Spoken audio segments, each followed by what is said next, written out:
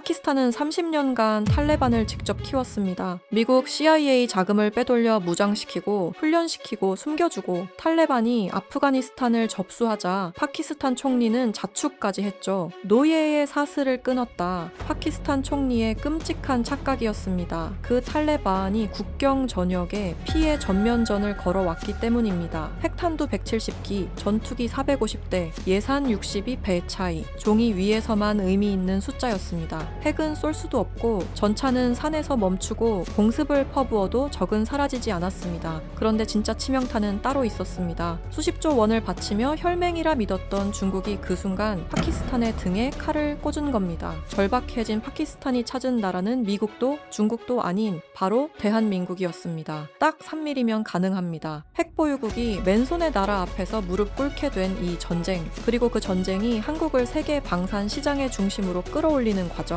지금 바로 시작합니다. 파키스탄, 핵무기 170기에 병력 66만이야. 세계 7위 군사 강국이라고. 아프가니스탄 같은 맨발의 나라가 감히 우리를 건드려? 이 말을 한 사람은 파키스탄 군부의 퇴역 준장입니다. 그리고 이 말을 한 지 정확히 2달 뒤 같은 사람이 저한테 전화해서 이렇게 말했어요. 나딤, 우리가 끝장났다. 저는 나딤 아흐타르입니다. 이슬라마바드에서 독립안보 매체 보더라인 디스패치를 운영하는 편집장이죠. 그 전엔 BBC 우르두 서비스에서 15년간 이 지역을 취재했습니다. 파키스탄과 아프가니스탄의 국경, 그 2640km 위에서 벌어지는 일들을 누구보다 가까이에서 지켜본 사람이라고 자부합니다. 그런데 그날 새벽, 저도 믿을 수가 없었어요. 사무실 모니터에 속보가 떴습니다. 아프간 정규군이 파키스탄 접경 전역에서 동시다발 공격을 개시했다. 난가르하르, 누리스탄, 코나르,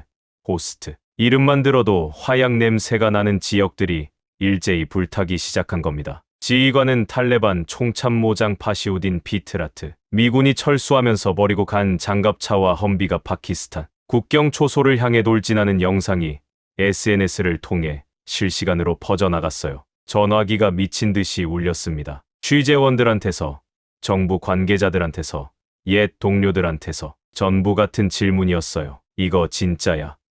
네, 진짜였습니다. 전투기 한 대 없는 나라가 핵보유국에 전면전을 건 겁니다. 숫자만 보면 말이 안 되는 싸움이에요. 파키스탄 국방 예산 91억 달러, 아프가니스탄은 1억 4,500만 달러, 62배 차이입니다. 전투기 450대 대 0대, 핵탄두 170기 대 0기. 어떤 각도에서 봐도 파키스탄의 압승이어야 하잖아요. 그런데 이슬라마바드 군부의 표정이 이상했습니다. 승리의 자신감이 아니라 공포가 서려 있었어요. 제가 15년간 이 사람들을 취재하면서 그런 얼굴은 처음 봤습니다. 왜 그랬을까요? 핵무기가 있는데 왜 무서워했을까요? 답은 간단했어요. 저 국경 너머에서 쳐들어오는 군대가 파키스탄이 30년에 걸쳐 직접 돈 대고 무기 주고 훈련시켜서 키운 바로 그 세력이었기 때문입니다. 탈레반, 파키스탄 정보부 ISI가 밥 먹여 키운 자식 같은 존재. 그 자식이 이제 아버지의 목을 조르러 온 거예요. 제 오랜 취재원인 함자 라시드 퇴역 준장한테 전화했습니다. 그는 ISI 출신으로 80년대부터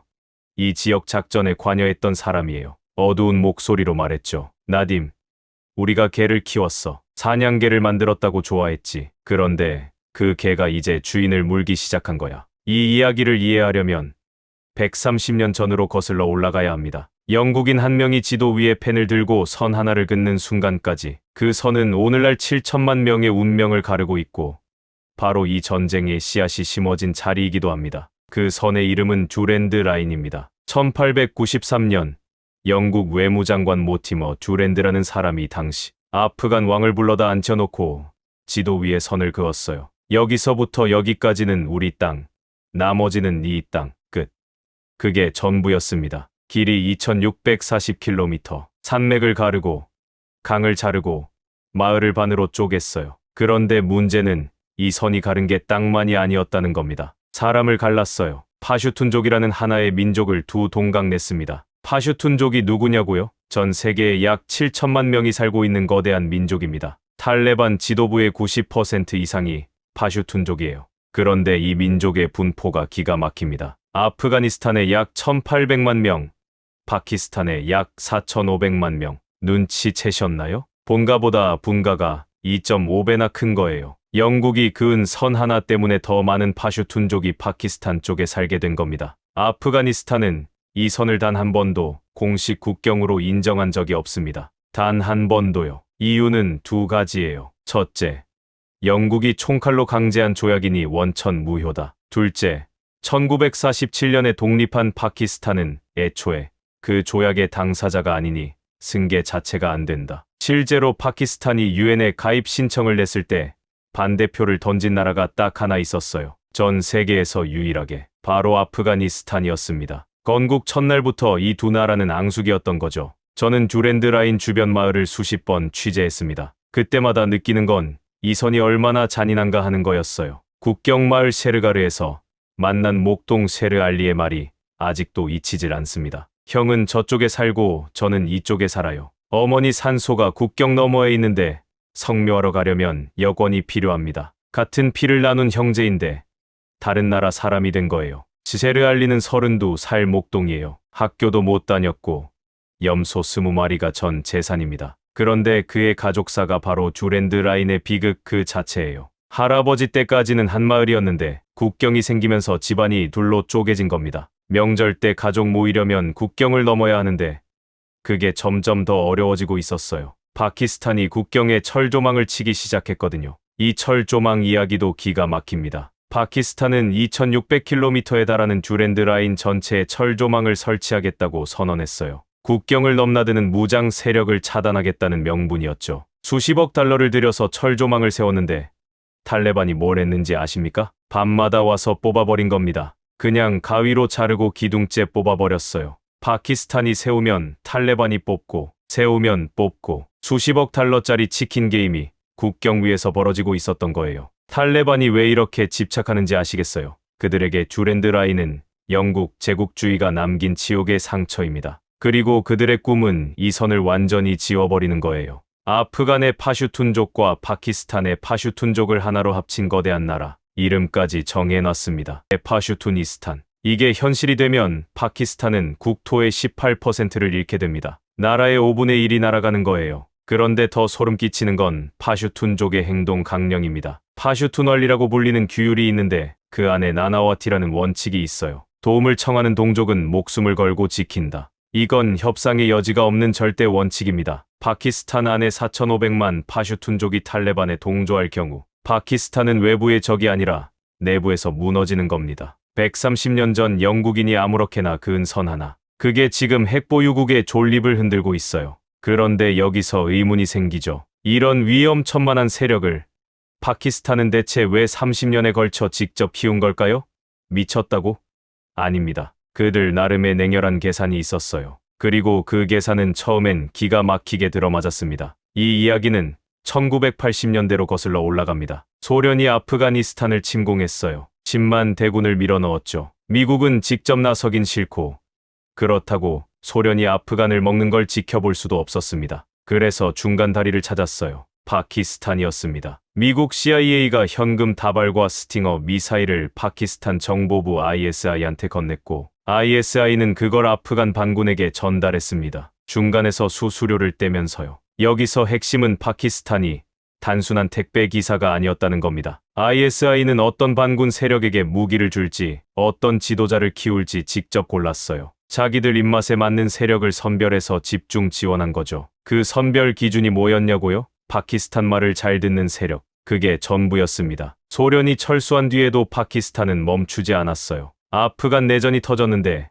ISI는 이때 새로운 카드를 꺼내듭니다. 종교학교 마드라사에서 교육받은 젊은 학생들로 구성된 무장 세력, 탈레반이었습니다. 탈레반은 파슈토어로 학생들이라는 뜻이에요. 파키스탄은 이 학생들에게 돈을 대고 무기를 주고 전술을 가르쳤습니다. 왜 이런 미친 짓을 했을까요? 함자 라시드 준장이 설명해 줬어요. 전략적 깊이라는 개념 때문이었어. 인도가 파키스탄의 숙적이잖아. 전쟁이 터지면 파키스탄은 땅이 좁아서 후퇴할 공간이 없거든. 그래서 아프가니스탄을 뒷마당으로 만들자는 거야. 친파키스탄 정권이 아프간을 지배하면 인도와 전쟁할 때 후방기지로 쓸 수 있으니까. 들으면 나름 논리가 있어요. 파키스탄은 인도라는 거인의 그림자 아래 사는 나라입니다. 인구도 인도의 7분의 1, 경제 규모도 비교가 안 돼요. 그 열등감과 공포가 아프간이라는 뒷문을 확보해야 한다는 강박으로 이어진 겁니다. 탈레반은 그 전략의 핵심 도구였어요. 그리고 1996년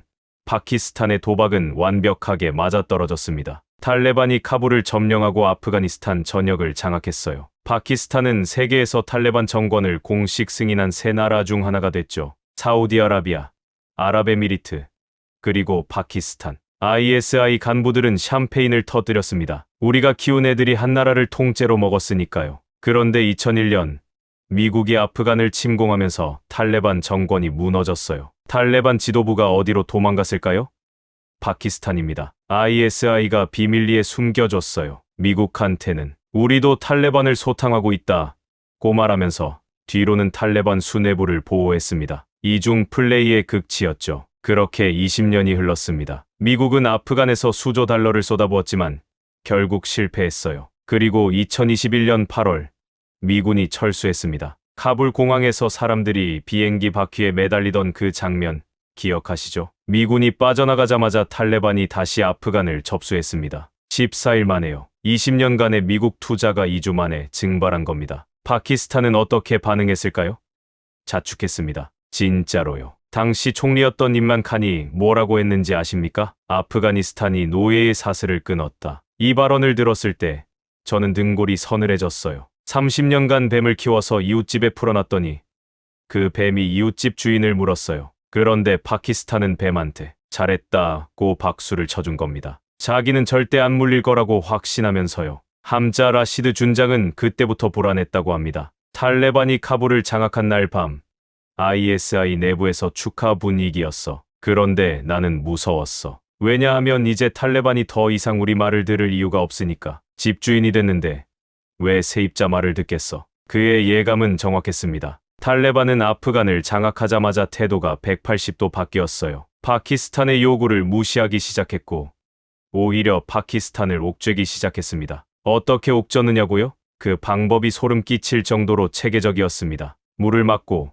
길을 끊고 테러를 풀어놓고 철조망을 뽑아버렸어요. 아버지가 키운 아들이 아버지의 숨통을 조이는 거였습니다. 하나하나 뜯어보면 정말 등골이 서늘합니다. 탈레반이 파키스탄을 옥죄는 방법은 5가지였습니다. 하나하나가 전부 급소를 노린 거였어요. 첫 번째, 물줄기를 막았습니다. 쿠나르강이라는 강이 있어요. 아프가니스탄 동부에서 시작해서 파키스탄으로 흘러들어가는 강인데 유역 농민 수백만 명의 생명줄이에요. 탈레반이 이 강 상류에 댐을 짓기 시작한 겁니다. 물을 막으면 하류인 파키스탄 농경지가 말라붙잖아요. 농민들이 저한테 하소연했어요. 올해 밀수확이 반토막 났어요. 물이 안 와요. 곡창지대가 서서히 사막으로 변해가고 있었습니다. 두 번째, 무역로를 끊었습니다. 아프가니스탄은 내륙국이에요. 바다가 없어서 그동안 수출입의 90%를 파키스탄 카라치 항구를 통해 처리했거든요. 그런데 탈레반이 이걸 확 뒤집어 버렸어요. 이란 차바하르 항구로 물류를 돌린 겁니다. 이란이 사용료를 확 깎아주면서 유인했고 인도까지 가세해서 차바하르 항구를 공동 개발하기 시작했어요. 파키스탄 입장에선 오른쪽에 인도,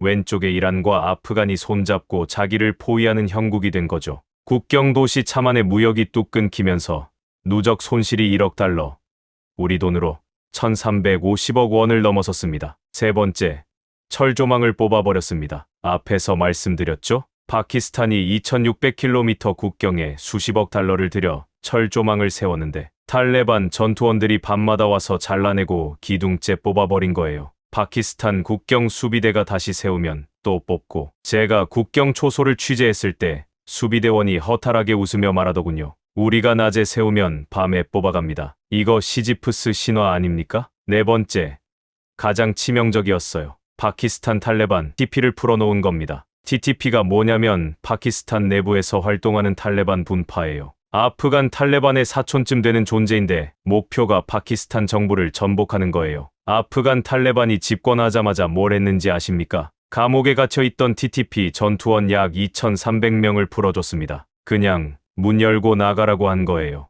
UN 안보리 보고서에 따르면 탈레반은 이 지도자에게 매달 약 5,500달러씩 지원금까지 보냈습니다. 그 결과가 어떻게 나타났느냐고요? 테러가 폭증했습니다. 올 2월 이슬라마바드의 시아파 모스크에서 폭탄이 터졌어요. 36명이 즉사했습니다. 금요 예배 중이었어요. 기도하던 사람들이 그 자리에서 목숨을 잃은 겁니다. 배후는 IS, 이슬람 국가 소행이었지만 이들한테 돈과 무기를 댄 건 탈레반이라는 정황이 확인됐어요. 보름도 안 돼서 TTP가 국경 검문소를 공격해 군인 12명이 추가로 전사했습니다. 다섯 번째는 종합적인 경제 교살이었어요. 물을 막고 길을 끊고 테러를 퍼뜨리니 파키스탄 경제가 흔들릴 수밖에 없잖아요. 빈곤율이 11년 만에 최고치를 기록했습니다. IMF 구제금융으로 겨우 버티고 있는 나라에 사방에서 주먹이 날아드는 거예요. 제가 취재하면서 가장 분노했던 건 이 모든 게 파키스탄이 자초한 거라는 사실이었어요. 탈레반을 키운 게 파키스탄이잖아요. 이 전투원들을 감옥에 넣은 것도 파키스탄인데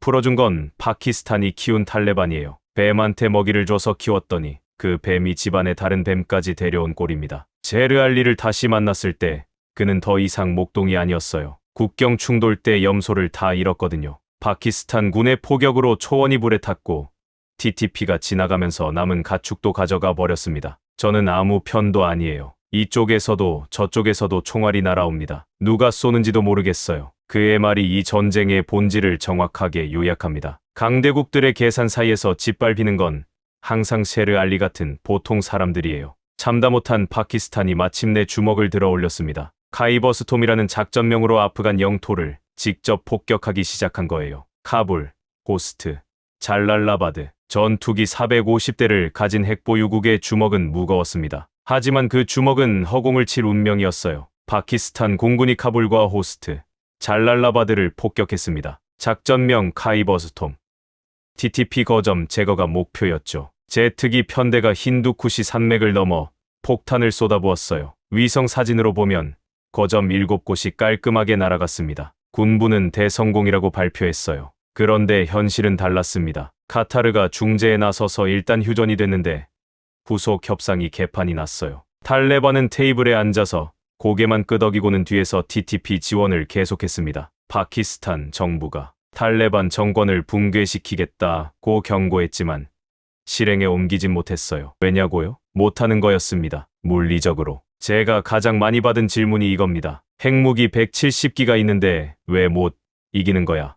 합리적인 의문이죠. 저도 처음엔 같은 생각이었어요. 그래서 함자 라시드 준장한테 직접 물었습니다. 핵을 쓰면 되잖아요. 위협이라도 하면 탈레반이 겁먹지 않겠습니까? 그가 한숨을 쉬며 대답했어요. 나딤, 지도를 한번 봐. 핵을 어디에 쓸 건데 카불에 떨어뜨린다고 치자. 방사능 낙진이 바람 타고 어디로 갈 것 같아. 우리 쪽이야. 파키스탄 북서부에 4,500만 파슈툰족이 살고 있어. 우리 국민한테 핵을 쏘는 꼴이 되는 거야. 소름이 돋았습니다. 핵무기라는 게 가장 강력한 무기인데 적이 너무 가까이 붙어 있으면 쓸 수가 없는 거예요. 칼을 들고 있는데 상대가 팔 안에 들어와 있으면 칼을 휘두를 수 없는 것과 같은 이치죠. 170기의 핵탄두가 전부 쓸모없는 고철 덩어리가 된 겁니다. 전차는요. 파키스탄 육군은 전차 2,600대를 보유하고 있어요. 종이 위에서는 압도적인 기갑 전력이죠. 그런데 아프가니스탄이 어떤 지형인지 아십니까? 힌두쿠시 산맥이에요. 해발 7,000m가 넘는 봉우리가 줄줄이 솟아있고 계곡은 전차가 들어갈 수 없을 만큼 좁습니다. 소련이 80년대에 최신 전차를 몰고 갔다가 산속에서 다불에 탔어요. 미국도 21세기 최첨단 장갑차를 보냈지만 산악 게릴라전에서 속수무책이었죠. 전차는 평지에서 싸우는 무기입니다. 산에서는 그냥 움직이는 관짝이에요. 공습은 어떨까요? 파키스탄 전투기 450대가 폭탄을 퍼부으면 되지 않느냐? 퍼부었습니다. 실제로 카이버스톰 작전에서 엄청난 양의 폭탄을 투하했어요. 거점을 날리고 진지를 부쉈습니다. 그런데 탈레반이 사라졌을까요? 아니요. 산속 동굴로 들어가면 끝이에요. 미국이 20년간, 소련이 10년간 같은 짓을 했는데 결과가 어땠는지 우리 모두 알잖아요. 둘 다 졌습니다. 함자 라시드가 핵심을 찔렀어요. 우리 공군이 아무리 폭격해도 산에 숨으면 끝이야. 올라가서 한 명씩 잡아야 되는데 그건 보병의 몫이거든.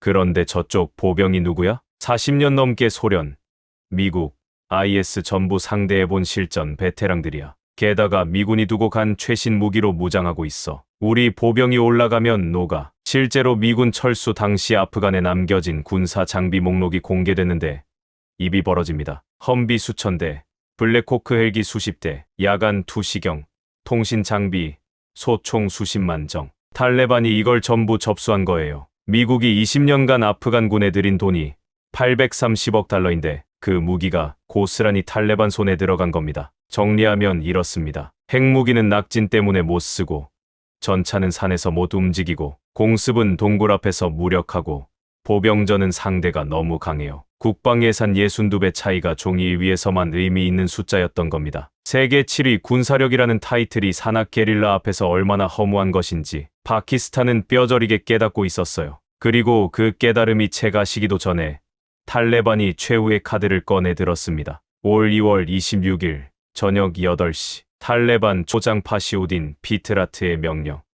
한마디의 아프간 정규군이 파키스탄 접경 전역에서 동시에 움직였습니다. 난가르하르, 누리스탄, 코나르, 호스트. 국경선 2640km가 동시에 불타기 시작한 거예요. 이건 산발적인 도발이 아니었습니다. 전면전이었어요. 저는 그날 밤 이슬라마바드 사무실에서 속보를 쏟아내고 있었습니다. SNS로 현장 영상이 쏟아졌어요. 미군이 버리고 간 험비와 장갑차 행렬이 파키스탄 국경 초소를 향해 돌진하는 영상. 교전 초기에 아프간 측이 검문소 여러 곳을 점령하는 장면까지 공개됐습니다. 전투기 한 대 없는 나라가 핵보유국의 국경을 뚫고 들어온 거예요. 파키스탄 군부가 즉각 반격에 나섰습니다. 작전명 가자파. 우르두어로 정의로운 분노라는 뜻이에요. 카불, 칸다하르, 난가르하르를 동시에 폭격했습니다. 국방장관 카와자 아시프가 긴급 성명을 발표했어요. 우리의 인내는 끝났습니다. 이제는 공개 전쟁입니다. 이 말을 들었을 때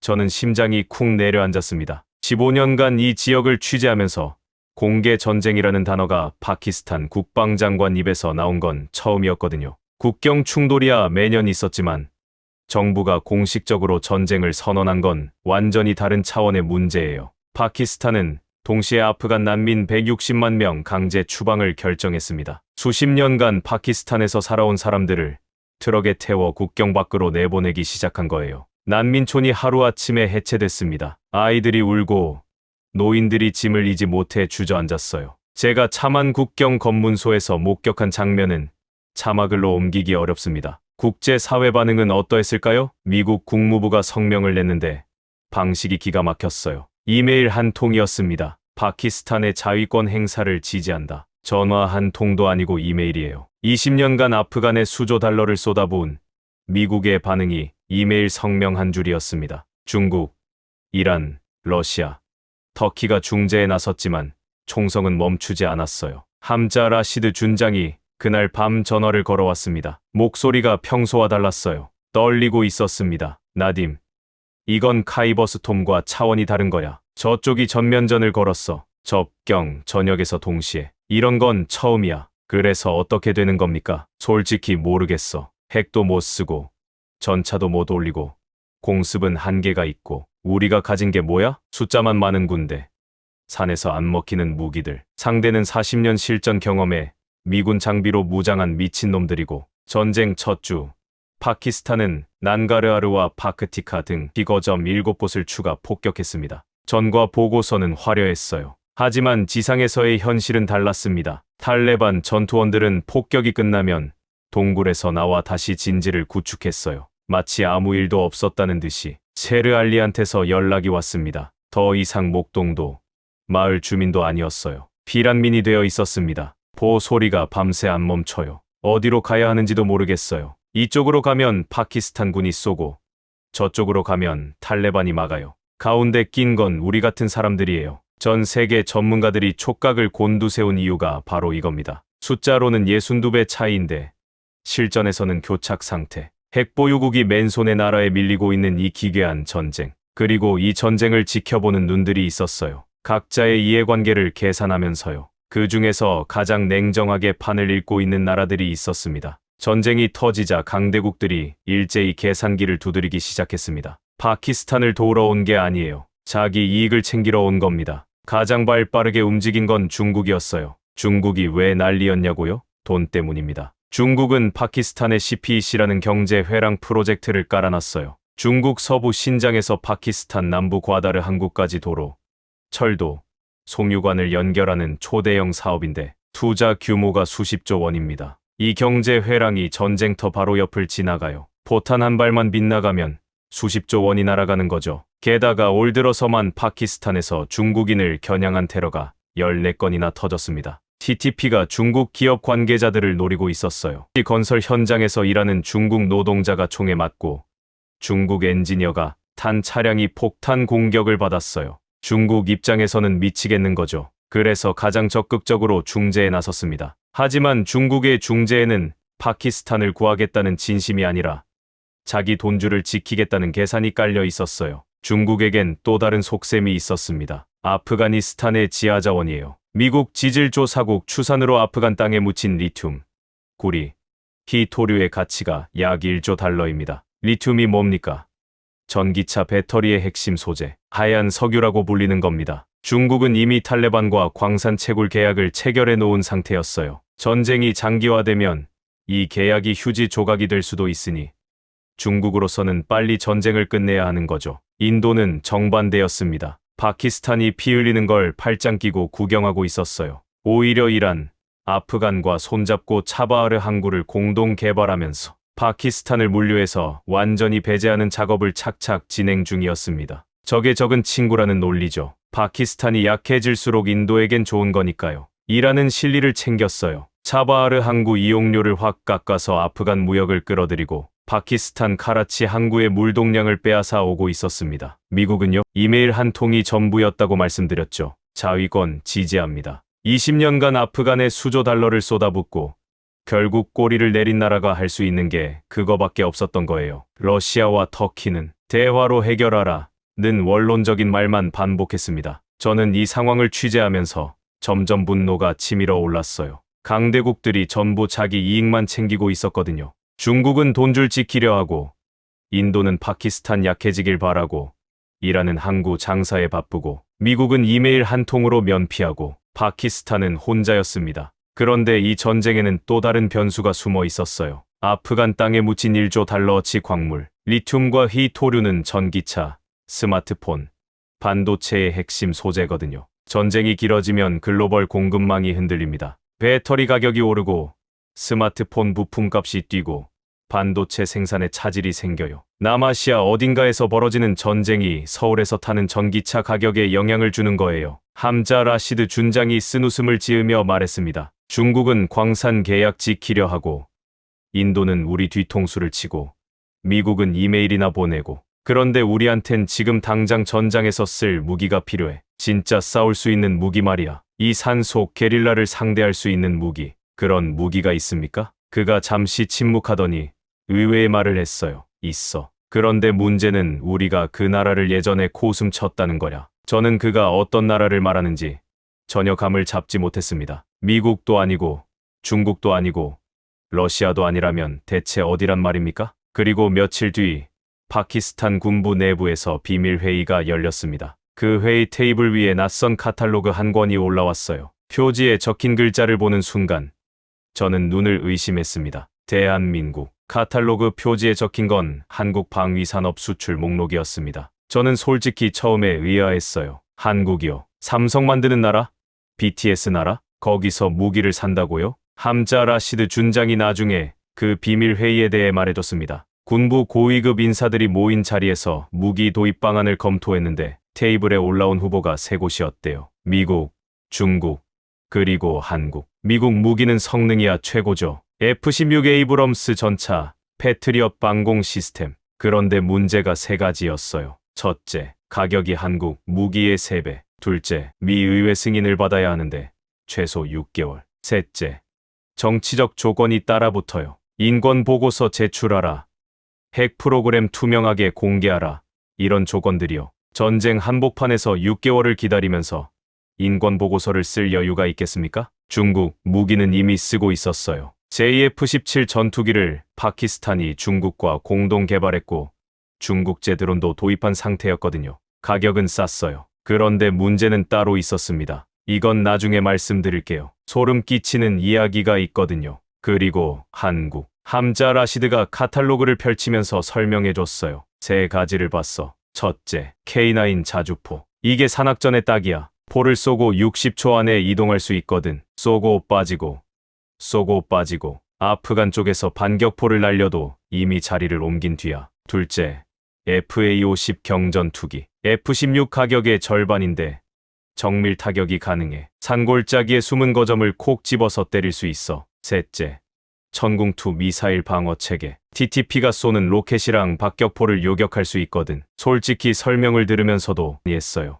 한국 무기가 그렇게 대단합니까? 저는 무기 전문가가 아니니까요. 그래서 독자적으로 조사를 시작했습니다. 조사할수록 놀라웠어요. K9 자주포는 이미 폴란드가 대량 도입했고, 호주가 도입을 확정했고, 노르웨이, 에스토니아까지 줄을 서 있었습니다. FA-50은 폴란드에 이어 말레이시아, 이라크까지 수출된 상태였어요. 천궁2는 아랍에미리트가 계약한 중동 최초의 한국산 방공 시스템이었죠. 그런데 결정적으로 제 인식을 바꾼 건 우크라이나 전쟁이었습니다. 폴란드가 한국에서 도입한 K9을 우크라이나에 지원했는데 실전에서 압도적인 성능을 보여준 거예요. 발사 후 60초 이동이라는 게 종이 위의 스펙이 아니라 진짜 전장에서 증명된 거였습니다. 그런데 한국 무기가 이렇게 좋으면 왜 진작 안 샀습니까? 제가 묻자 함자 라시드가 씁쓸하게 웃었어요. 우리가 바보였으니까. 예전에 한국이 방산 수출 프레젠테이션을 요청했는데 우리 군부가 뭐라 그랬는지 알아? 시간 없다고 했어. 우리는 미국 F-16을 쓰는 나라다. 한국 비행기는 훈련용 아니냐고 코웃음 쳤지. 이게 칠부 끝에서 함자 라시드가 말한 코웃음 쳤던 나라의 정체였군요. 그날 비밀회의에서 한국 무기 도입이 최종 의제로 올라갔습니다. 그런데 만장일치는 아니었대요. 일부 장성들이 반대했어요. 중국 눈치를 봐야 한다는 거였죠. PC에 수십조를 투자한 중국이 한국 무기 도입을 탐탁지 않게 여길 거라는 논리였어요. 그리고 또 다른 반대 이유, 자존심이었습니다. 핵보유국이 한국한테 무기를 사러 간다는 게 창피하다는 거예요. 함자 라시드가 화가 나서 소리를 질렀대요. 자존심, 군인들이 죽고 있는데 자존심이 밥 먹여주냐? 당장 쓸 수 있는 무기가 필요한 거야. 하지만 회의는 결론을 내지 못했습니다. 자존심과 현실 사이에서 파키스탄 군부는 우물쭈물했어요. 그런데 바로 그 주에 전장에서 충격적인 소식이 날아왔습니다. 파키스탄이 믿고 있던 무기가 전장에서 멈춰버린 겁니다. 전선에서 긴급 보고가 올라왔습니다. 코나르 전선에 배치된 중국제 드론이 작전 중에 멈춰버린 거예요. 정밀 타격을 위해 띄운 드론이 목표물 상공에서 갑자기 통신이 끊기더니 산속으로 추락했습니다. 한 대가 아니에요. 같은 주에만 3대가 떨어졌어요. 탈레반 거점을 타격하려다가 오히려 민간인 거주 지역에 떨어져서 무고한 사람들이 다쳤습니다. 그게 시작이었어요. JF-17 전투기. 파키스탄이 중국과 공동 개발했다고 자랑하던 주력 전투기입니다. 출격 횟수가 늘어나니까 정비 부품이 빠르게 소모되기 시작했어요. 교체 부품을 중국에 발주했는데 돌아온 대답이 뭐였는지 아십니까? 3개월 기다려라. 중국 공장 생산 라인에 자국군 물량이 먼저 돌아가고 있어서 파키스탄 물량은 후순이라는 거였어요. 전쟁 중에 3개월을 기다리라고요? 전투기가 경납고에 세워진 채 하늘을 못 나는 상황이 벌어진 겁니다. 방공 시스템은 더 심각했어요. 중국제 레이더가 오작동을 일으킨 거예요. TTP가 쏜 로켓을 탐지해야 하는데 레이더에 안 잡히는 겁니다. 요격을 못하니까 로켓이 그대로 군 시설에 떨어졌어요. 병사들이 죽었습니다. 카탈로그 위에서는 멀쩡하던 무기들이 사막 먼지와 산악 기후 앞에서 줄줄이 무너진 거죠. 함자 라시드가 분통을 터뜨렸어요. 중국 무기가 카탈로그 위에서는 그럴듯해 보여. 숫자도 좋고 가격도 싸고. 그런데 산속에서 먼지 먹으면 멈춰버려. 실전을 안 겪어본 무기야. 전시장 무기라고. 제가 독자적으로 확인한 바로도 이건 사실이었어요. 중국 방산 수출의 치명적 약점이 바로 실전 검증의 부재입니다. 미국 무기는 중동에서 수십 년간 실전을 겪었고 한국 무기는 우크라이나에서 검증됐어요. 하지만 중국 무기가 대규모 실전에 투입된 적은 사실상 없습니다. 훈련장에서는 잘 작동하는데 진짜 전장의 극한 환경에서는 버텨내지 못하는 거예요. 더 기가 막힌 건 중국의 태도였어요. 부품 수급 지연에 대해 항의하니까 중국 측 대답이 이랬답니다. 우리도 바쁘다. 기다려라. 수십조 원어치 CPEC를 박아넣은 동맹국한테 이러는 겁니다. 결국 중국한테 파키스탄은 돈줄이지 형제가 아니었던 거예요. 파키스탄군 내부에서 분노가 폭발했습니다. 중국 무기 때문에 우리 군인이 죽고 있다. 이런 목소리가 수뇌부까지 올라갔어요. 중국 눈치를 보자던 장성들도 입을 다물었습니다. 전장에서 무기가 멈추는데 외교적 눈치가 무슨 소용이에요? 그리고 바로 그 주 파키스탄 군부는 마침내 자존심을 버렸습니다. 서울로 특사단이 급파됐어요. 함자 라시드가 말해줬습니다. 특사단 가방 안에 백지 수표가 들어 있었어. 비유가 아니라 진짜야. 조건이고 뭐고 다 들어줄 테니 당장 무기를 보내달라는 거였지. 그런데 한국의 반응이 파키스탄의 예상과 완전히 달랐습니다. 서울에서 파키스탄 특사단을 맞은 건 한국 방산업체 현지 대표 윤석범이었어요. 저는 나중에 그를 이슬람아바드에서 직접 만났는데 아주 과묵한 사람이었습니다. 말수가 적고 표정 변화도 거의 없어요. 그런데 협상 테이블에서 그가 한 말은 전혀 과묵하지 않았습니다. 파키스탄 측이 당장 보내달라, 조건은 다 들어주겠다고 매달리자 윤석범이 조용히 말했대요. 우리는 필요한 나라한테 파는 게 아닙니다. 신뢰할 수 있는 나라한테 팝니다. 회의실이 얼어붙었다고 합니다. 파키스탄 특사단은 예전에 한국을 코웃음 쳤던 바로 그 나라 사람들이에요. 그때는 시간 없다 하고 문전박대했는데 지금은 백지 수표를 들고 와서 제발이라고 하고 있는 거잖아요. 그런데 한국이 되려 조건을 거는 겁니다. 기술 이전은 제한적입니다. 선불 결제입니다. 유지보수 계약은 10년 장기로 가야 합니다. 파키스탄이 기술 이전을 요구하자 윤석범의 대답은 단호했어요. 기술 이전은 신뢰가 쌓인 후에 논의할 사안입니다. 코웃음 쳤던 나라가 간청하는 나라로 바뀌는 데 걸린 시간 고작 몇 년이었습니다. 그리고 한국이 서두르지 않은 이유는 간단했어요. 파키스탄한테 안 팔아도 사겠다는 나라가 줄을 서 있었으니까요. 폴란드, 호주, 노르웨이, 아랍에미리트, 한국 방산의 주문서는 이미 넘쳐나고 있었습니다. 하지만 전쟁은 기다려주지 않았어요. 전선에서는 매일 사람이 죽고 있었고 중국 무기는 계속 멈추고 있었습니다. 결국 파키스탄은 한국의 조건을 전부 수용했어요. 그리고 첫 번째 K9 자주포가 파키스탄 땅에 내려선 날 전장의 풍경이 바뀌기 시작했습니다. 저는 그날 전선 근처에 있었습니다. 취재차 파키스탄 북서부 국경지대까지 들어간 거였어요. 군부 쪽 취재원이 오늘 좀 특별한 게 있으니 와볼래? 라고 해서 갔는데 도착해보니 병사들 분위기가 평소와 전혀 달랐어요. 뭔가를 기다리고 있었습니다. 오후 2시쯤이었어요. 산 뒤편에서 굉음이 울렸습니다. 단순한 포격음이 아니었어요. 맹수가 포효하는 것 같은 묵직한 소리. 병사들이 환호를 터뜨렸습니다. K9이 첫 발을 쏜 거예요. 함자 라시드가 나중에 전해준 전선 사령관의 말이 아직도 귀에 남아요. 첫 번째 포탄이 나가는 순간 사령관이 울었대. 말 그대로 눈물을 흘렸어. 드디어 제대로 된 무기가 왔다고. 무슨 차이가 있었길래 전선 사령관이 울었을까요? 제가 군 관계자들한테 들은 바를 종합하면 이렇습니다. 기존에 파키스탄이 쓰던 자주포는 발사 후 진지 이동에 5분 이상 걸렸어요. 5분이면 아프간 쪽에서 좌표를 역추적해서 반격포를 날릴 수 있습니다. 실제로 그래서 자주포 진지가 반격당해 병사들이 죽는 일이 반복됐어요. 그런데 K9은 발사 후 60초 안에 이동합니다. 쏘고 빠지고 쏘고 빠지고 아프간 쪽에서 반격포를 날려도 이미 자리를 옮긴 뒤에요. 반격포가 빈 땅을 때리는 거죠. GPS 연동 정밀 유도도 결정적이었어요. 산골짜기에 숨은 탈레반 진지를 정확하게 타격할 수 있으니 민간인 피해가 확 줄어든 겁니다. 이전에는 대략적인 좌표로 쏘다보니 빗나가서 민간인이 죽는 일이 잦았어요. 그게 국제사회에서 파키스탄을 비난하는 빌미가 됐었거든요. K9은 그 문제를 한 방에 해결했습니다.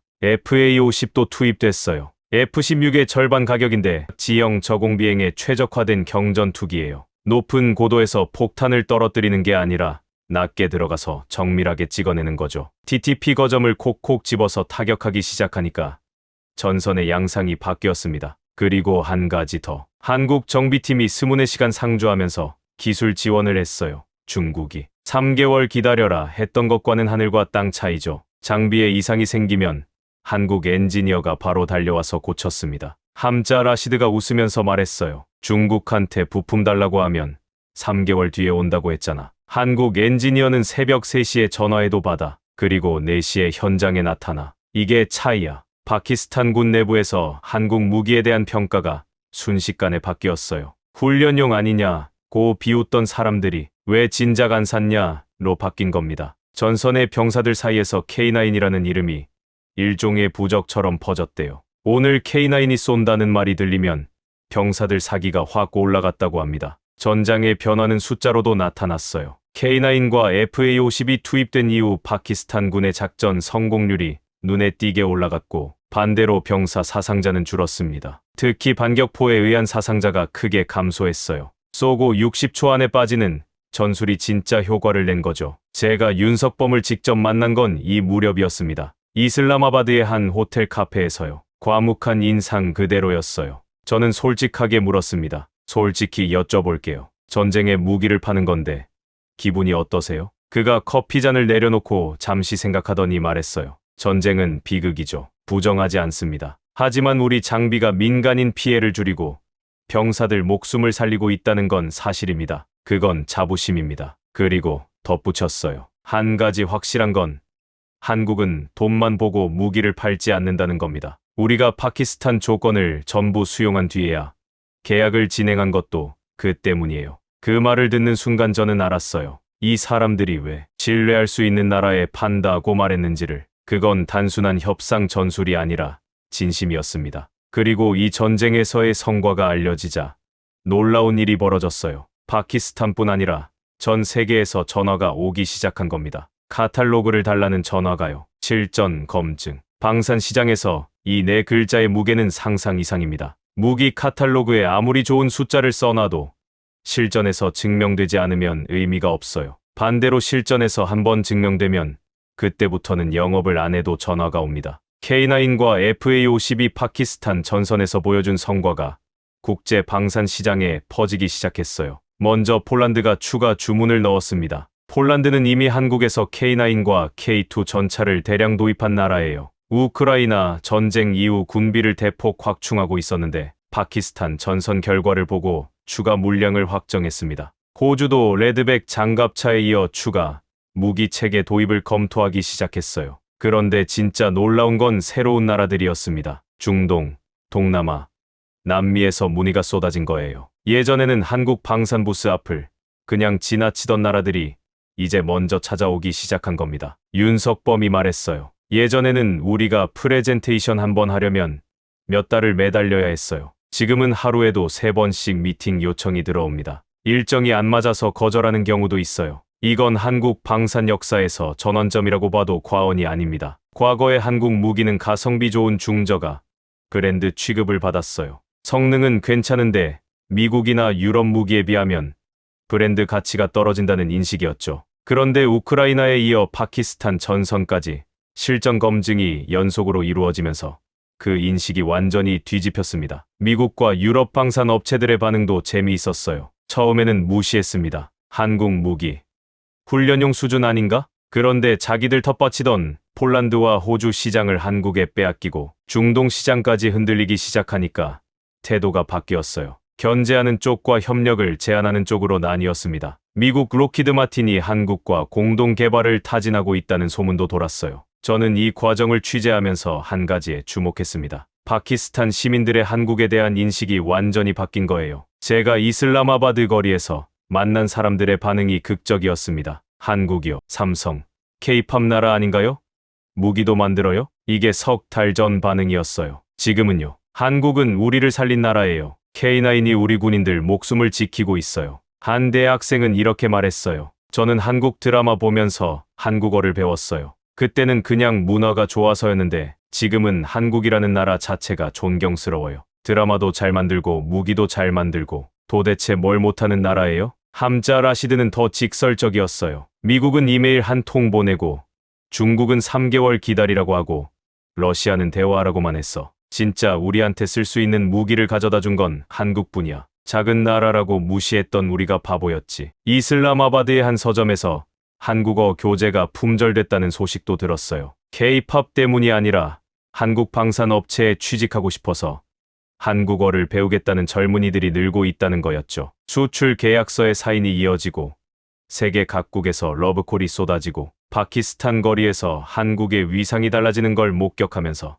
저는 가슴이 뜨거워졌습니다. 삼성과 BTS로만 알려졌던 나라가 이제 생존의 파트너로 기억되고 있었으니까요. 하지만 흥분을 가라앉히고 냉정하게 바라봐야 할 것이 있었습니다. 수출 계약서 위에 사인이 오가는 동안 국경 너머에서는 여전히 사람들이 죽어가고 있었어요. 이 전쟁은 끝나지 않았습니다. 제르알리를 3번째로 만난 건 페샤워르 외곽의 난민 캠프에서였습니다. 처음 만났을 때는 국경 마을의 목동이었어요. 염소 20마리가 전 재산이었고 주랜드 라인 때문에 형을 못 만난다고 하소연하던 청년이었죠. 두 번째 만났을 때는 염소를 잃고 피란길에 오른 난민이었습니다. 세 번째 만난 그는 더 이상 같은 사람이 아니었어요. 오른팔이 없었습니다. 포격 파편에 맞아서 절단했대요. 파키스탄 군 포격인지 탈레반 포격인지 본인도 모른다고 했어요. 그냥 하늘에서 뭔가가 떨어졌고 정신 차려보니 팔이 없었다고. 누가 쐈는지도 모르겠어요. 이쪽도 쏘고 저쪽도 쏘니까 우리 같은 사람들한테는 다 똑같은 폭탄이에요.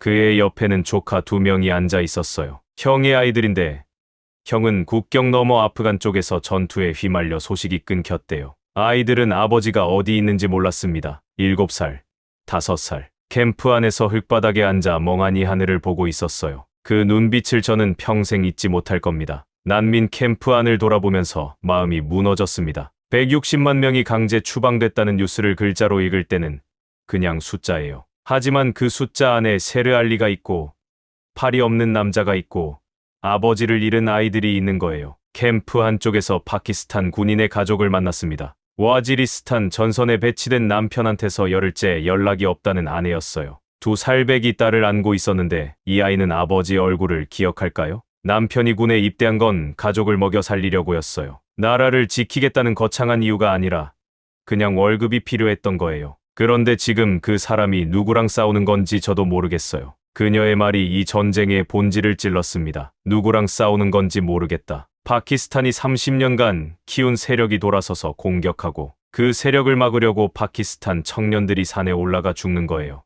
아버지 세대가 키운 적과 아들 세대가 싸우고 있는 겁니다. 제가 만난 한 파키스탄 육군 중위의 편지가 전지 언론에 공개돼서 큰 반향을 일으켰어요. 전사하기 이틀 전에 어머니한테 쓴 편지였습니다. 어머니, 저는 지금 아버지 세대가 만든 전쟁을 치르고 있습니다. 왜 우리가 여기서 싸워야 하는지 솔직히 이해가 안 됩니다. 하지만 뒤에 있는 사람들을 지켜야 하니까 싸우겠습니다. 이 편지를 읽으면서 저는 한참을 아무것도 할 수 없었어요. 키보드 위에 손을 올려놓고 그냥 멍하니 앉아 있었습니다. 전쟁을 취재할 때 가장 힘든 건 무력감이에요. 기자가 할 수 있는 건 기록하는 것뿐이거든요. 폭탄을 막을 수도 없고 셰르알리의 팔을 되돌려줄 수도 없고 전사한 중위를 살릴 수도 없어요. 그냥 보고 듣고 적는 것. 그게 전부입니다. 난민 캠프를 나오면서 한 가지 장면이 눈에 들어왔어요. 캠프 한 구석에 아이들 5-6명이 모여 있었는데 작은 스마트폰 하나를 같이 보고 있었습니다. 뭘 보나 했더니 한국 드라마였어요. 자막도 없는 한국 드라마를 아이들이 옹기종기 모여서 보고 있었습니다. 말도 못 알아들을 텐데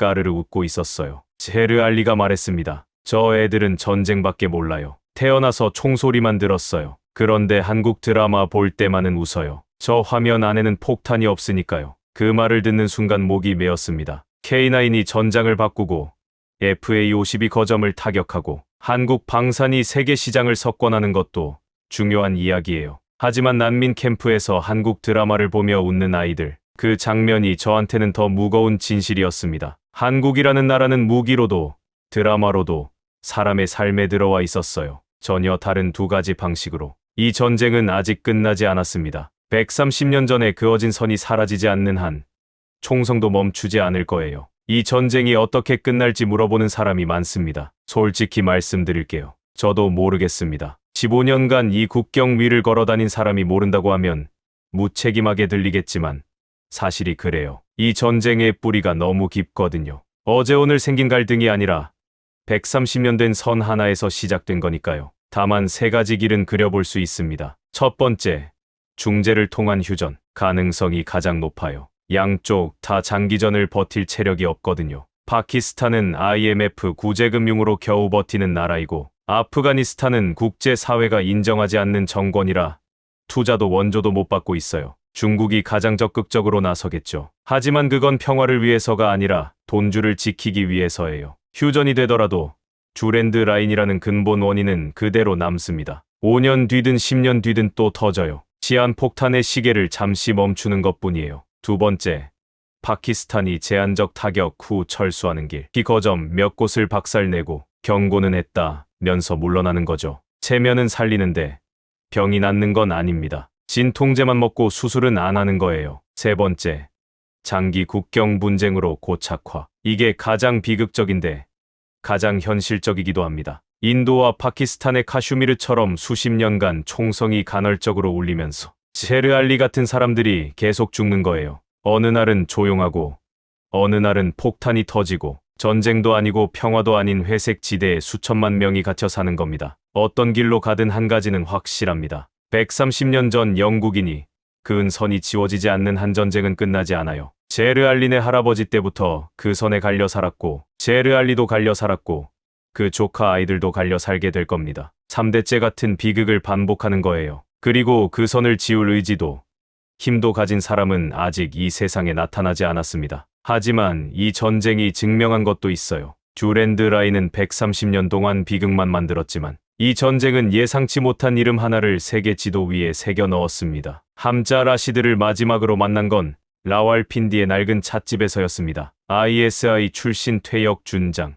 80년대부터 이 지역 작전에 관여했고 탈레반을 직접 키운 세대의 군인이에요. 처음 만났을 때는 세계 7위 군사 강국을 누가 건드리겠냐고 호언장담하던 사람이었죠. 두 번째 만났을 때는 우리가 개를 키웠는데 그 개가 주인을 물기 시작했다고 인정했어요. 세 번째 만났을 때는 중국 무기가 멈춰서 분통을 터뜨렸고요. 이번에는 달랐습니다. 차를 한 모금 마시더니 창밖을 보며 말했어요. 나딤, 나는 40년간 군인이었어. 소련 시절부터 지금까지 그동안 수많은 무기를 만지고 수많은 나라와 거래했지. 그런데 이번 전쟁에서 배운 게 하나 있어. 뭔데요? 무기가 전쟁을 바꾸는 게 아니야. 신뢰가 바꿔. 잠시 침묵이 흘렀습니다. 찻잔에서 김이 올라오는 걸 보면서 그가 말을 이었어요. 미국한테 도움 요청했더니 이메일 한 통이 왔어. 자위권 지지한다. 끝.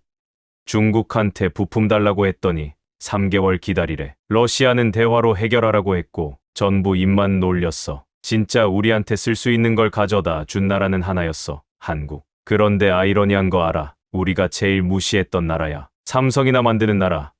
비행기는 훈련용 아니냐고 코웃음 쳤잖아. 그 나라가 우리 군인들 목숨을 살리고 있어. K9이 쏘고 60초 만에 빠져나가는 동안 반격포가 빈 땅을 때리거든. 그 60초가 우리 애들 목숨이야. 함자 라시드의 눈이 젖어 있었습니다. 40년 군인이 울먹이는 걸 처음 봤어요. 저는 오랫동안 이 이야기를 어떻게 끝내야 할지 고민했습니다. 파키스탄은 30년간 뱀을 키웠고 그 뱀에게 물렸습니다. 자업자득이에요. 누가 봐도 그래요. 강대국들은 입만 놀렸고 중국 무기는 전장에서 멈췄고 미국은 이메일 한 통으로 면피했습니다. 하지만 저는 파키스탄 사람이에요. 이 나라에서 태어나서 이 나라의 공기를 마시면서 이 나라의 전쟁을 15년간 기록한 사람이에요. 조국이 자업자득이라는 걸 머리로는 알면서도 셰르알리의 잘린 팔을 보면서 그러게 왜 뱀을 키웠어? 라고 말할 수가 없었습니다. 전사한 중위가 어머니한테 쓴 편지를 읽으면서 너희 아버지 세대 탓라고 말할 수가 없었어요. 전쟁은 숫자가 아닙니다. 국방 예산 62배 차이,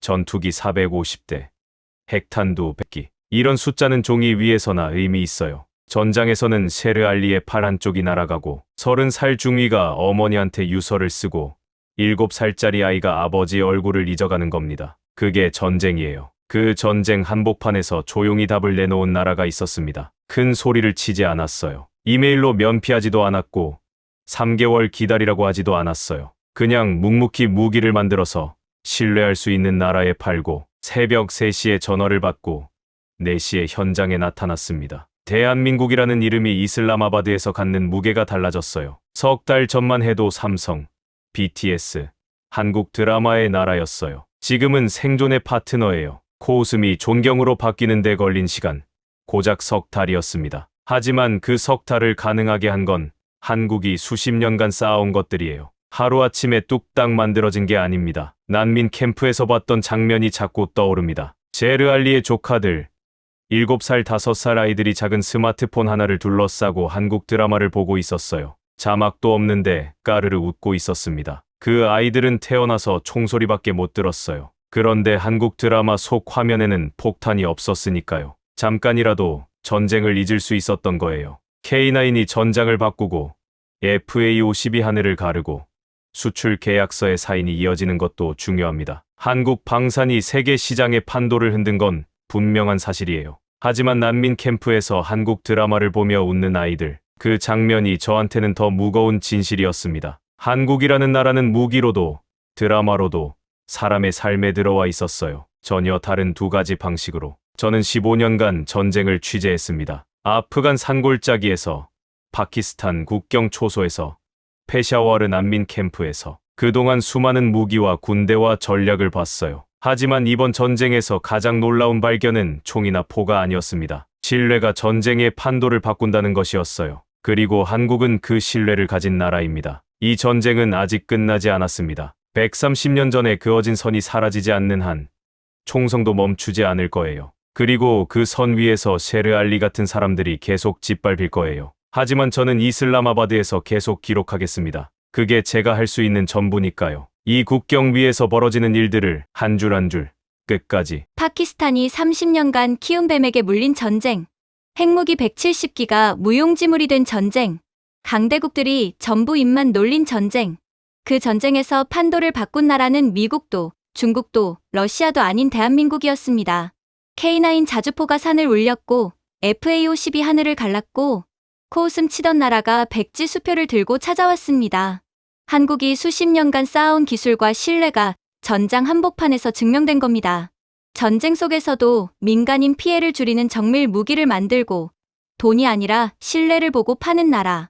널리 사람을 이롭게 한다는 그 오래된 말이 전장 한복판에서 현실이 되고 있었습니다. 이 영상을 보시고 같은 마음이 드셨다면 댓글에 홍익인간 네 글자를 남겨주세요. 대한민국의 진짜 가치를 세계에 알리는 일. 그 네 글자에서 시작됩니다. 좋아요, 구독, 알림 설정까지 눌러주시면 다음 이야기로 더 빠르게 찾아뵙겠습니다.